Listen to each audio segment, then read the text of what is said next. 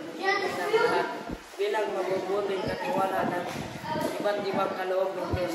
1 Pedro 4 verse 10. Binigyan ng Diyos ang bawat isa sa atin ng kaloob. Gamitin natin ito para sa ikakabuti ng lahat bilang mabubuting katiwala ng iba't ibang kaloob ng Diyos.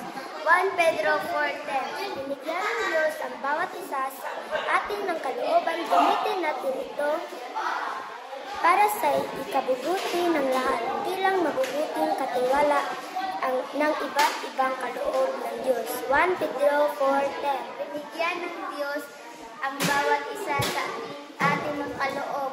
Gamitin natin ito para sa ikabubuti ng lahat.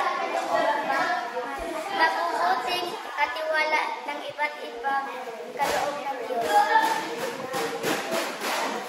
1 Pedro 4:10. Ang bawat isa sa ating kaloob.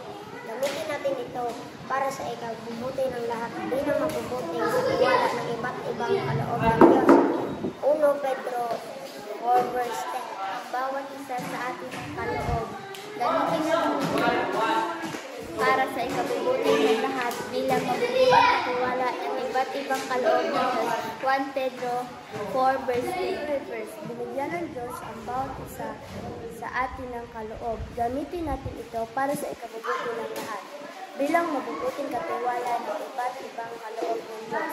1 Pedro 4 verse 8. Binigyan ng Diyos ang bawat isa sa atin ng kaloob. Gamitin natin ito para sa kabubuting ng lahat bilang mabubuting katiwala ng iba't ibang kaloob ng Diyos. 1 Pedro 10:6. Binigyan ng Diyos ang bawat isa sa ating kaloob. Gamitin natin ito para sa ikabubuti ng lahat bilang